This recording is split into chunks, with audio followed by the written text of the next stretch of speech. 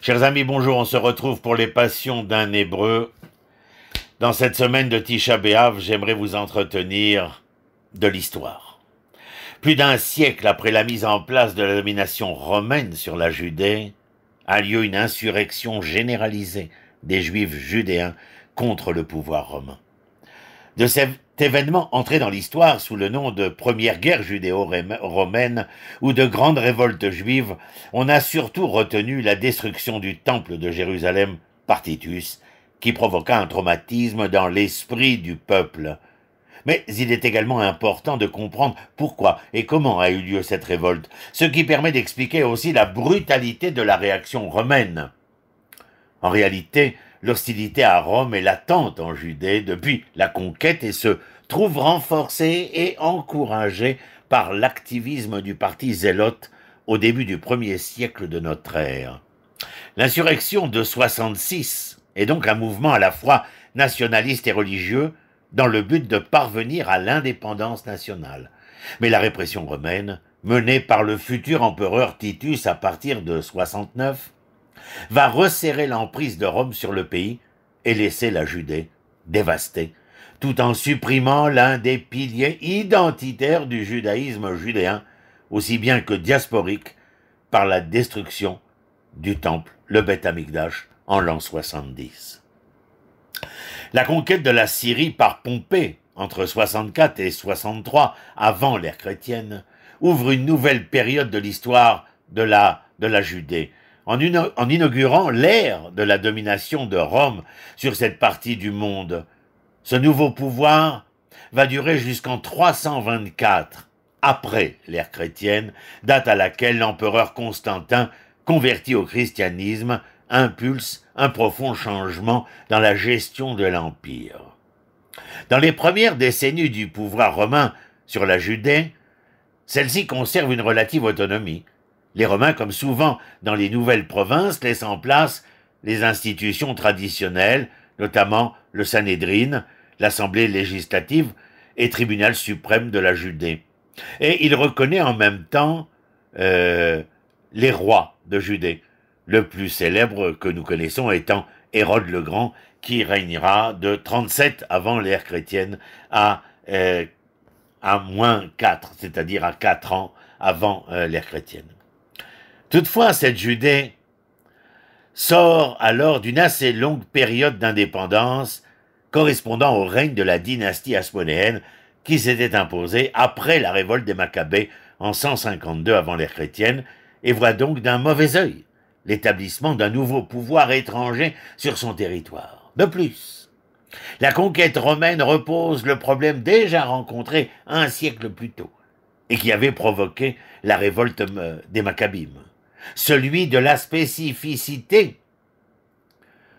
identitaire de la population juive au sein d'un monde très vaste qui tend à s'harmoniser de plus en plus.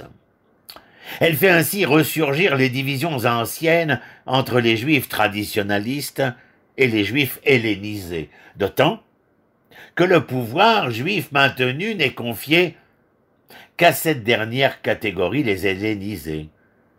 La haine suscitée par son représentant emblématique, Hérode, qui fait, lui, construire hippodromes, aqueducs, stades, amphithéâtres, et va jusqu'à changer le nom de certaines villes. La tour de Stratone devient ainsi Césarée. Tout cela est un témoignage révélateur de la situation générée par le roi Hérode. Les Juifs judéens, porteurs d'une histoire spécifique qui a forgé l'unité d'un peuple, pour qui la religion est aussi un fondement identitaire, national, sont profondément attachés au maintien de leurs traditions, de leur culte, de leurs institutions, et craignent de se voir phagocytés, avalés au sein d'un empire romain immensément vaste et à vocation universelle, il est clair. Présent physiquement en Judée à travers la personne du procurateur et les garnisons stationnées dans les grandes villes de Judée. Cette hostilité latente, mes amis, est connue des Romains, comme le montre le fait que le procurateur, résidant habituellement à Césarée, se rende à Jérusalem avec ses troupes les jours de fête juive pour prévenir une éventuelle émeute. Elle s'amplifie à partir du début du 1er siècle sous l'influence du parti zélote, dont je disais un mot tout à l'heure, fondé par Yehuda le Galiléen en l'an 6 après l'ère chrétienne, lorsqu'il orchestre une première révolte à l'occasion du recensement ordonné par le procurateur Coponius, en promouvant l'idée que Dieu était le seul chef et le seul maître. Obéir à des maîtres de chair et de sang, et qui plus est, païens, devenait une infamie à la limite du blasphème. Après sa crucifixion par les Romains, ses fils font perdurer ses idées, développent un vaste réseau à travers tout le pays et encouragent la résistance et l'hostilité à Rome sous toutes ses formes. Le but affiché est la conquête ou la reconquête de l'indépendance nationale. L'agitation anti-romaine devient endémique en Judée dans les années 50 de l'ère chrétienne, sous le double effet de l'activisme des zélotes et du renforcement de l'autorité romaine suite aux nombreux soulèvements armés. Elle prend son ampleur en l'an 66, sous le gouvernement du procurateur Gestus Florus, en raison de deux éléments. D'une part, la mort de Juifs dans des affrontements entre populations juives et non juives à Césarée, sans que les Romains n'interviennent par ailleurs. D'autre part, la décision du procurateur de prélever sur le trésor du temple une somme correspondant au montant des impôts dus par les Juifs. Une émeute éclate à Jérusalem et, pour la première fois, s'étend à l'ensemble du pays.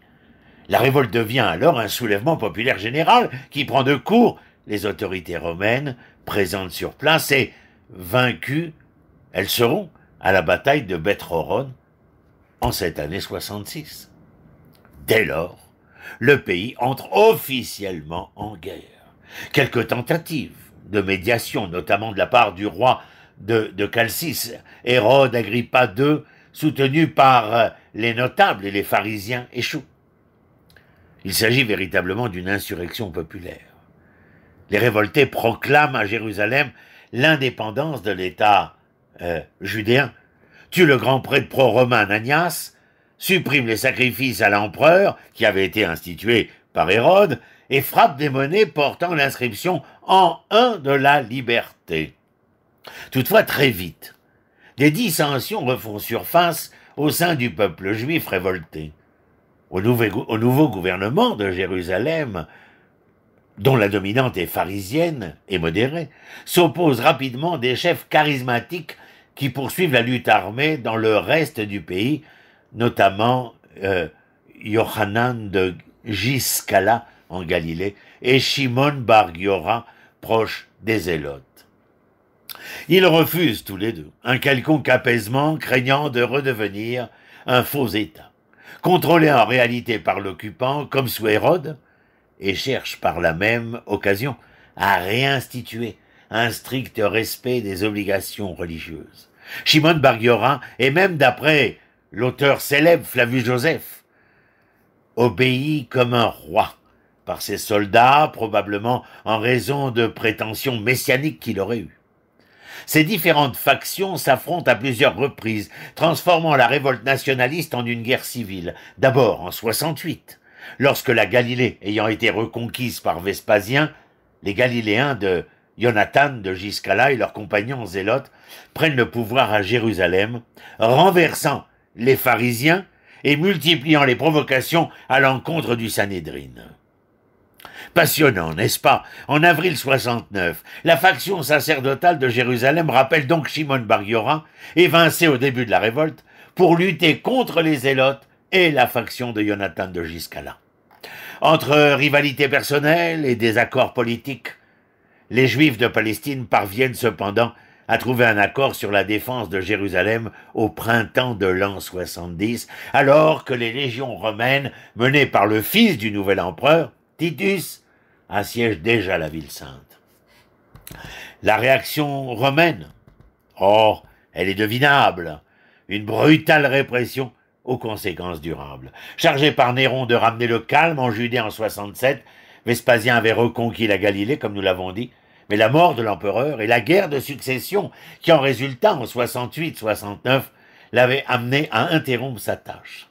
Après son accession au trône à la fin de l'année 69, il envoie donc son fils Titus à la fin de cette année, et avec mission de restaurer l'ordre en Palestine. Celui-ci, à la tête de 4 légions, parvient à Jérusalem en mars 70 et entreprend le siège de la ville qui résiste 4 mois avant de tomber. En août, le temple est détruit par un incendie. En septembre, face à l'intransigeance de Shimon Bar Yochai et de Jonathan de Giscala, qui refusent de se rendre, Titus va ordonner le pillage de la ville qui est presque entièrement rasée. Le fils de l'empereur repart ensuite à Rome pour y célébrer son triomphe, emmenant avec lui plus de 700 prisonniers, dont Jonathan de Giscala, qui mourra en prison, et Shimon Bar Yochai, exécuté à la fin du triomphe. Le nouveau gouverneur de Judée, Lucius Flavius Silva, reprend la dernière place forte juive, Masada, en 73, marquant ainsi la fin de la guerre. Une brutale répression s'abat alors sur les Juifs de toute la Palestine, la terre d'Israël ancienne, qui retrouve un pays dévasté par les combats, voit l'autorité de Rome se renforcer. Lorsque Vespasien, en 70, fait de la Judée une province impériale, pro-prétorienne, séparée de la province de Syrie, et surtout, perdent l'une de leurs composantes identitaires principales avec la destruction du Temple. La chute de ce lieu centre de la vie religieuse des Juifs de Judée comme de diaspora signifie aussi la disparition du judaïsme politique, c'est-à-dire de l'État juif des Hasmonéens.